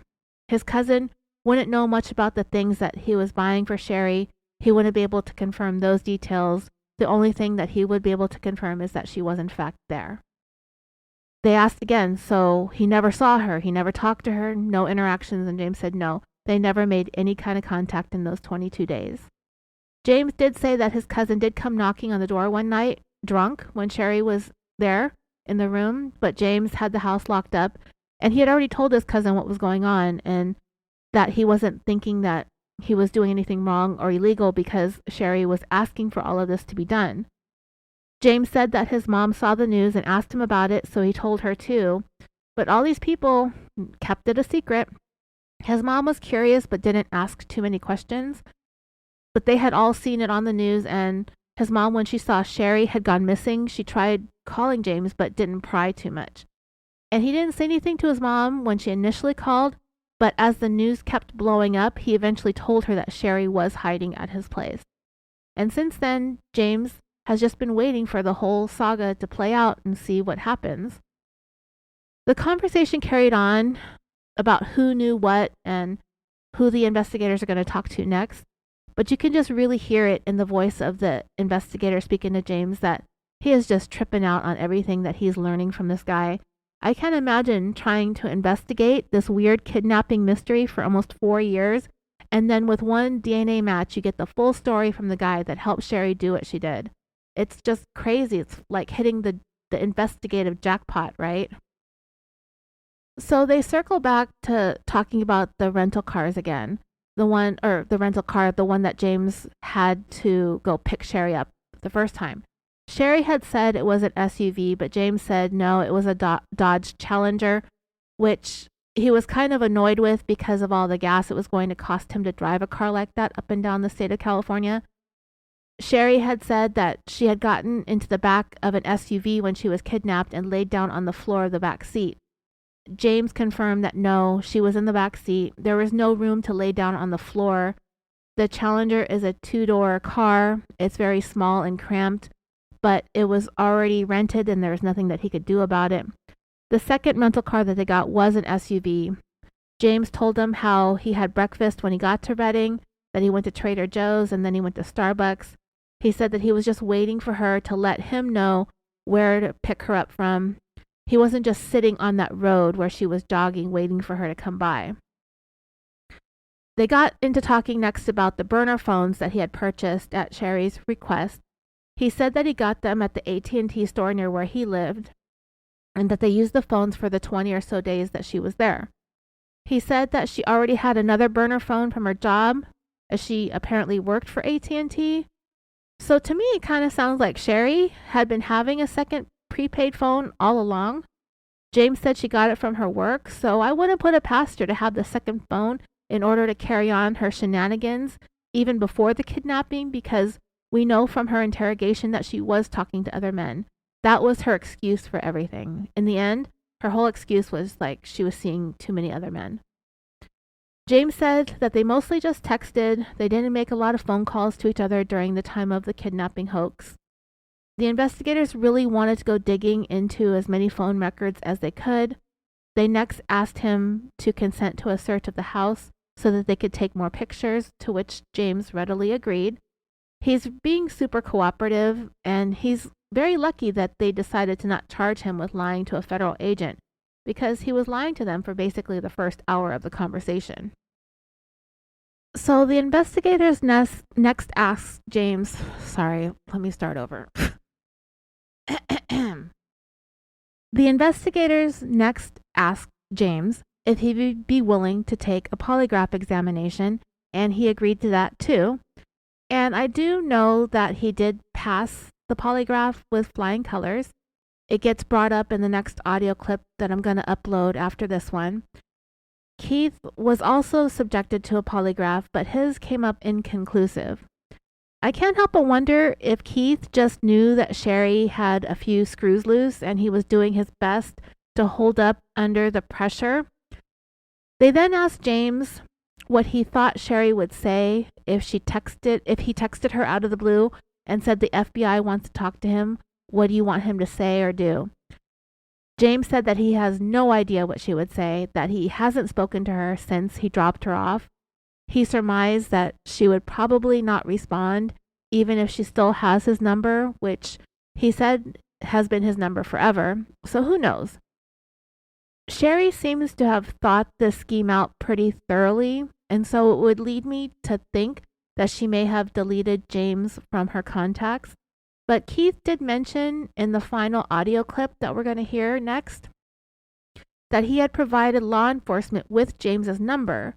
So we know to an extent that Keith knew of him enough to provide his phone number to the FBI when the kidnapping happened, which seems weird because I don't think I would have my husband knowing any of my ex-boyfriend's phone numbers, but whatever. They asked James if he would be willing to contact Sherri to see what she would say, and James again agreed that he would do that if they wanted him to.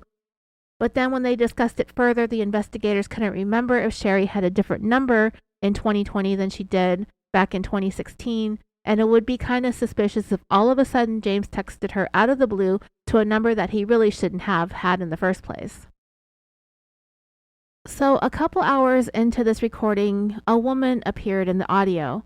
And at first I couldn't figure out who it was, but the investigators wanted to speak to her, and so James asked her to come talk to them. It turns out she's married to his cousin, Robert, who lives up the street. So this woman comes into the room, and the birds are like chirping like crazy in the background. They tell her to not be scared, that they're there investigating the Sherri Papini case. She was the one who was abducted out of Northern California, and this woman was like, oh, yeah, I heard about that in the news. And they said that they were there talking to James and him knowing her around that time. And she asked, do you mean when they dated a long time ago? And the investigator said, no, during the time of the abduction. He said that she might have some information. She might know something. Did James tell you that Sherri was here at his house during this time? And the woman kind of hesitated and said, we kind of kept it. I mean, we just didn't really talk about it. They asked her what she knew. She said that there was something about a bad relationship with her husband and that she was just trying to get away or something. So she told James, okay, well, whatever it is, it's probably best for me to not know anything about it. So I just told him I'd rather not know anything. But she said that she did know that Sherri was James's ex-girlfriend, and she remembers seeing the story in the media. The investigators reassure this woman that they're not there trying to get anyone in trouble. They just want to see how much they can prove what James is telling them is the truth. They told her that they know that she was there at the house, but she interjected and said that she actually never physically saw Sherri at James's house. She just knows that James had said something about her, but she just really didn't want to know. But she was under the impression that he was trying to help her or protect her from this bad relationship or from something bad happening to her, but she doesn't know all the details. They asked her, so you never talked to Sherri or anything while she was there? And she said, no, I never talked to her. I never saw her. This woman never even met Sherri. She said that she doesn't know what James knows or if they talked extensively about what she did with James. They asked her if, even though she doesn't know the details, does she know when and how she got picked up? And the woman said no. She just knew when she was dropped back off, not the date and time. She just remembered that James told her that Sherri was gone. He didn't necessarily tell her that he went back up north to drop her off, but she just remembered him telling her that she left. So I don't know what this woman who the investigators are talking to looks like, but I do know that James is Hispanic. So this woman, she might be too. And the investigators asked her if she thinks that Sherri may have used her image as part of her composite drawings. So I'm assuming that they think that she is somewhat similar features as the women, or at least one of the women in the sketches. But the woman said that she never met Sherri, so she doesn't know how that would happen. But I guess it's possible that Sherri saw pictures of this woman with James's cousin, maybe on social media, maybe there at James's house. They know that Sherri blended in some truth into her fictional tale. So I wish I knew what this woman looked like. I'd be kind of offended because those composite sketches were weird and ugly. But she did say that James told her and her husband to not come over, that there was something going on with Sherri and to just stay away from the house while she's there. She wasn't sure what was going on with Sherri and her husband, or if there was some domestic violence issues going on. She was under the impression that Sherri was afraid for her life, so it was important that they just stayed away and didn't say anything to anyone, and that James said that he was protecting her by hiding her for a little while. She said that James said that she was going to try to get away, but he still cared for her very much. And then she pointed out before long, James started coming around again to hang out with them, and that's when he told them that Sherri had left. And James pretty much got his life back after babysitting Sherri for 22 days. He's a strange guy, but that's some dedication on his part. But, if I had a friend that I felt like was in trouble, I'd probably do the same. Sherri is such a bitch to be treating people that care about her like this. It's really irritating and annoying that she just uses and manipulates everyone around her, including all of us who followed the story and wondered and felt terrible for what she went through. She brought up thinking that Keith had some connections in law enforcement, this woman that the investigators are talking to, or that he was in law enforcement and Sherri wasn't able to get the help that she needed because everyone was on Keith's side. The investigators asked if James ever asked her to get involved, and she was like, nope, not at all. James was busy working all the time, and he would come home for several weeks and would just stay locked up inside his house. They asked her if this was normal for James to be holed up in his house like this, and she said, no, not at all. He would normally come by pretty regularly, but while Sherri was there, he felt like he needed to be at home if he wasn't at work. They asked her to call her husband, but she told the investigators that she had just called him before she started talking to them, and that he had to call her back because he was dealing with some real estate stuff with their grandma and he couldn't talk. So she didn't think that he would be able to talk to them at that time. So the woman finally told the investigators her name is Louisa. So they asked if she asked if Sherri was okay. Has she been okay? And the investigator was like, yeah, she's been fine. We just never really knew the truth about what happened to her. And Louisa said, yeah, I don't think James ever said how she was doing. She never asked about Sherri. She just wanted to distance herself from the whole mess. The stuff that she had seen on the news, she felt like the whole thing was so weird and dramatic. Remember the condition that Sherri was found in. She did have some extensive injuries, bruises, the burn on her shoulder. Her hair was cut. Her nose was broken. She was released in the very early morning hours. She had a chain around her waist and one of her wrists was attached with the hose clamp. So these people are seeing all this being reported in the news, but they all knew that she was perfectly safe with James the whole time. So yeah, it did seem really weird because they knew James would not have done all that to her. Well, unless she asked him to. But it doesn't seem like he ever told anyone what they did during those 3 weeks to cause all those injuries. I probably wouldn't tell anyone either because not only would my friends and family think Sherri was a nutcase, they'd probably think that I was one too for helping a friend do something like that to herself. So the investigator said that Louisa's husband might know the context of everything that happened, but Louisa said that he knew of Sherri from years ago when she was dating James, but he doesn't know this Sherri. He didn't know all that happened either while she was hiding at James's house. While she was there, James barely talked to either one of them at all. Of course, they didn't talk to Sherri. Her husband never visited them. He never came over to their house. James completely shut down for all those weeks that she was there, which was not normal for him.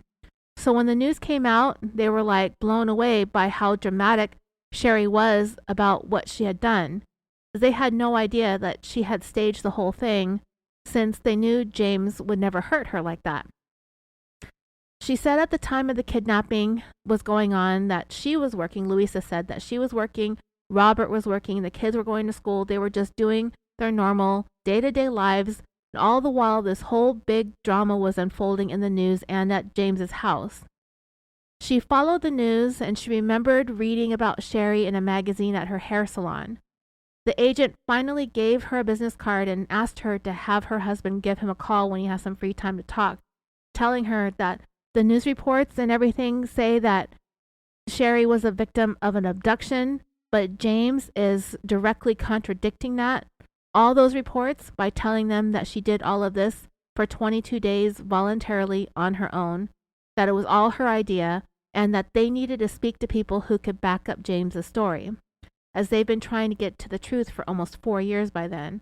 And Louisa was like, yeah, she totally gets it, and she even told James when all the drama played out in the media behind Sherri's supposed abduction, that he should stay the heck away from her and her mess, but that James is such a caring, sweet person that he had no hesitation to help when he felt like she was in need and in trouble. He just wanted her to be safe. For whatever reason, she came running to him, and he just wanted to help. And then she ended up turning it into all this drama in the media, and she really didn't know what to think because all she had to go on was what she saw in the news. The investigators asked Louisa if there was anything else about Sherri that she thought that they should know, and she said, when she was in a relationship with not only James but also with her husband, she ended up leaving him for another man and taking a $20,000 ring that he gave her. That just shows tidbits about Sherri. She said that Sherri was really rude to her husband when they were younger. Louisa said that Sherri really didn't like her husband back then and that she kind of just used him. And that sounds pretty consistent with Sherri's history and behavior. She used and manipulated people that were close to her, including her own parents and her own sister. Louisa also said that Sherri was a serial cheater as well. She was never faithful. But aside from that, she doesn't know very much else about Sherri. She had never met her. But she saw her on TV and she was like, wow, she's really pretty. But she would probably be recognizable if anyone encountered her on the street. Sherri, on the surface, maybe she looks all right, but it seems and feels so fake because she's such an ugly person in every other way that it just takes away from whatever superficial beauty that you think she might have. And to me, when you look at her pictures and you just look into her eyes, Sherri Papini will scare the holy hell out of you. I showed a friend of mine who really doesn't follow true crime Sherri's picture, and he was like, wow, she looks evil. And all I told him was that she tried to pull off her own kidnapping hoax. I didn't even tell him the details, and that was his takeaway when he looked at the pictures of her just off the top of the Google searches. And with that, that was the end of the conversation with Louisa. So James is back in the conversation, and they just asked him more details about the drive down from Northern California when he first picked Sherri up, where they stopped and what time they got back to Costa Mesa. I'm assuming that they took the 5 freeway most of the way. That does take you through Los Angeles, which held them up for a few hours. The drive back took an extra 2 to 3 hours because of the Los Angeles traffic, so it was late when they got into Orange County. When they got back, he went right to bed because he had to go to work in the morning. They asked how Sherri got into the house without being seen, and James said it was pretty late and nobody was really out and about at that time. He pulled up to the house and she slipped inside under the cover of darkness, that she just walked herself in. She wasn't restrained. She wasn't forced at gunpoint. None of that took place, which is what Sherri's story had been all those years. James said that he parked the rental car out in front and took it back the next morning before he went to work. The investigators then asked about the first night as they drove down, what their conversations were about. James said that it was just regular small talk kind of stuff, but they really didn't talk all that much about what was going on with her. He wasn't giving her the third degree about why she was doing what she was doing. He didn't want to pick on her and he didn't want to pry, but they just talked about what was going on in their lives, what was new. She talked about her children and how she was choosing to do this and leave them like this. And he said that she also was worried about her kids. She knew when James picked her up that morning on that jog that her children were going to be left abandoned at the daycare. And you know what? That just pisses me off that she would do something like that. I don't know what her custody situation turned out to be, but I wouldn't be surprised if her access to her children was limited after the news broke that this whole thing was fake. You will hear Keith say in the next audio clip that he doesn't want her anywhere near him or his home or his kids. And he was asking the investigators what he has to do to keep her away. And they said that he's probably going to have to file for a restraining order. I don't know if he did that or not, or if he tried, but I do know that he filed for divorce in April of 2022. And in his filings, he outlined the trauma he was put through in this whole mess that she created. But anyway, James said for the most part that the drive was quiet, that they really didn't have all that much to talk about. And he pointed out what it would take for someone to be able to do what she did, to put herself through this fake kidnapping, that like mentally he doesn't understand how someone could do what she did, and that he didn't think he would be capable of it. Yeah, because people don't do stuff like this to themselves very often. It's very strange and weird. So the investigators asked James when they got there, did he have her all set up in the room or what? And James said, well, when she arrived, his place was pretty thrashed and they made do. And eventually he started clearing out the room and she started cleaning. They asked if there was a bed in the room, and he said that there was, and that the frame that was in there was currently the same frame that he had when she stayed with him, but the mattress he replaced about a year ago. So they did get to see and take pictures of the actual IKEA bed frame that Sherri slept on for those 3 weeks, but not the mattress. They asked him where he slept, and he said he slept on the couch in the living room, that he gets up early every day to go play hockey, and then he goes to work. And he just had a morning routine where he would get up early and tell Sherri he'd see her later and leave for most of the day. They then asked James if he would leave for the day and come back if he would notice different or new injuries on Sherri. And James said not really, that the injuries started happening as it was getting closer to the time that Sherri was preparing to go back home. They asked how long that time frame was when she was doing all these injuries to herself. And James said it wasn't really that long. She was getting ready to go back home. And a couple of days before, she wanted to start making all these injuries on her body. So technically, Sherri wasn't kicking her own ass for 22 days like I had hypothesized in the last commentary episode, but she still kicked her own ass. She did that stuff. James actually said that Sherri wanted to stay longer, but she started having a hard time being away from her kids and decided that enough was enough and got ready to reappear. He said that when they left for her to go back, it was already dark and in the evening, and he had no idea where he was going. They just drove, and he just went along with whatever Sherri told him to do. They next asked him about the burn on Sherri's forearm. How did that happen? And James thought for a minute, but he said that he didn't know. So Sherri probably did that without his knowledge on her own, which is what he said. Most of what happened to her was self-inflicted. He was already weirded out by the whole branding thing. That was the only thing that he really helped her out with. That, and I think he broke her nose and banking hockey pucks off her shins, which is a lot to do to someone. I couldn't do it. Man or woman, I could not be a part of that mess at all. So more power to James, I guess. He must have really wanted to help or cared enough. I don't know. I don't get it. I seriously don't get what either one of them were thinking, to be honest. They then asked James again about the boarding up of the windows. They wanted to know when he put the boards back up over the windows, and he said it was a couple of days into the kidnapping. He didn't do it the night that she got there, but a couple of days later, she asked him to do it. The windows were situated in a way that if a neighbor did happen to peer over like the backyard fence or whatever, they might be able to see inside the window of the room that she was in. James said that the room was full of his junk and he had just been piling stuff up in there. It was like a storage room. And so it took him a while to move everything out of the room and get it set up for Sherri to stay in. Then they asked about what she ate, as they're realizing now that Sherri was free to eat whatever she wanted. Remember how she described getting cream of wheat and like lumpy cold cream of wheat and scraps of food, a cracker, some rice, a tortilla? James was like, she ate whatever he purchased and had in the kitchen. He said she wasn't starving because she didn't have access to food. Rather, she was not eating as much because she was obviously trying to purposely lose weight for her big comeback. She was the one that restricted her own diet.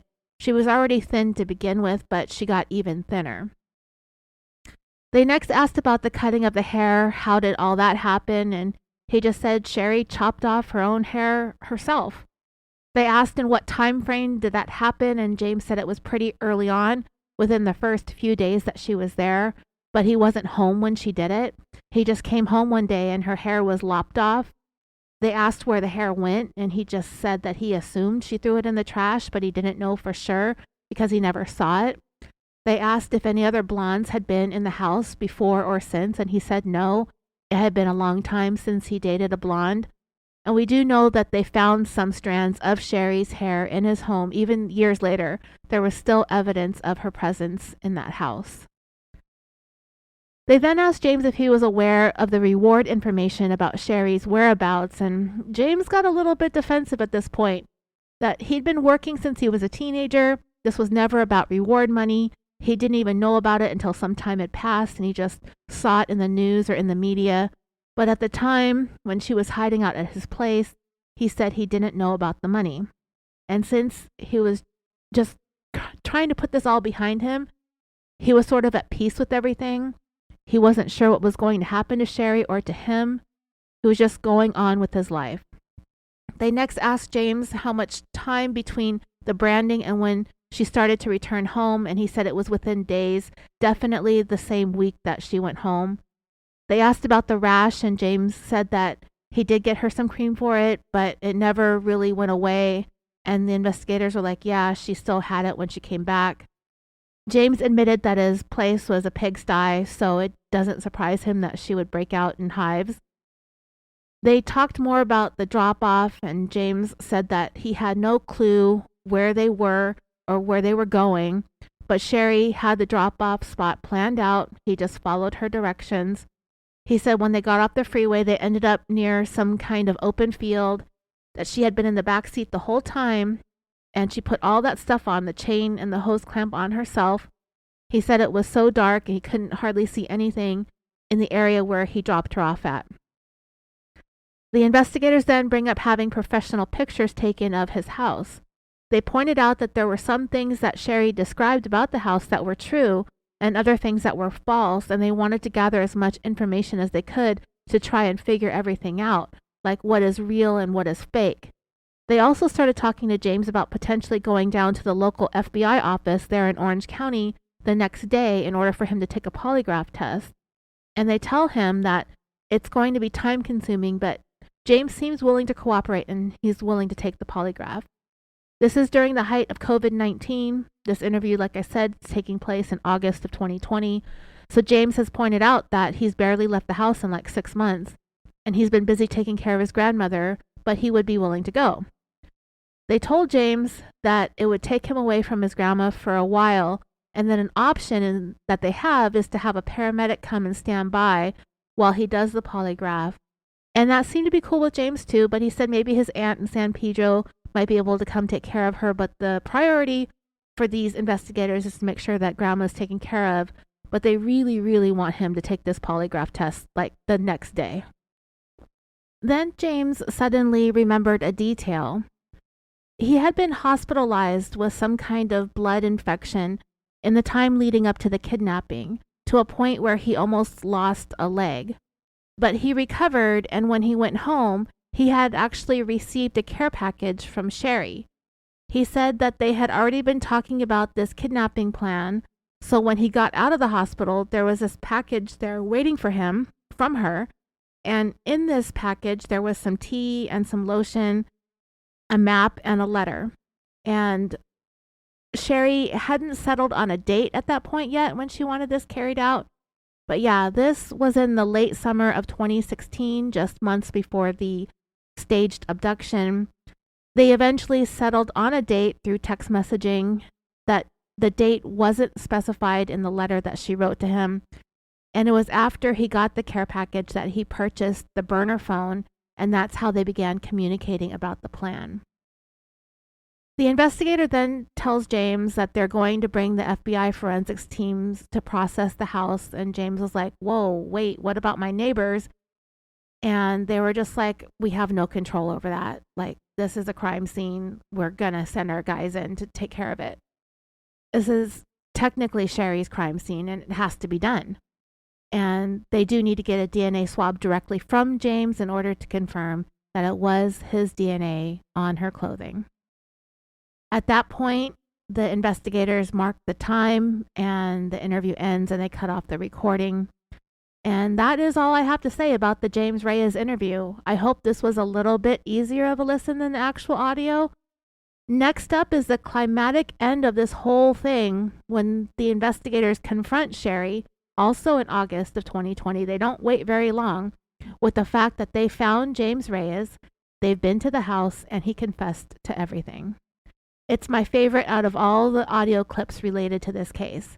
And after that, we are going to move on I think I want to cover a story out of Florida. It's been a minute since we've been down to that state, and to be honest, I'm a little bit bored with California cases at the moment. I think I've covered the ones that have fascinated me the most through the years. There have been so many good stories from all over the United States and lots of stuff that's happened since COVID, too. I have a really good one, though. This was this was earlier. This was about 10 years ago or so, a little more than 10 years ago, this story out of Florida that I want to do. And it's a good one in that it's interesting due to the fact that so many people conspired to kill this one person. And it's just strange to me how people came to this agreement about killing somebody and then actually went through with it. But anyway, that'll be after we wrap up Sherri Papini. I want to thank you all so much for listening. And as always, until next time, sweet dreams.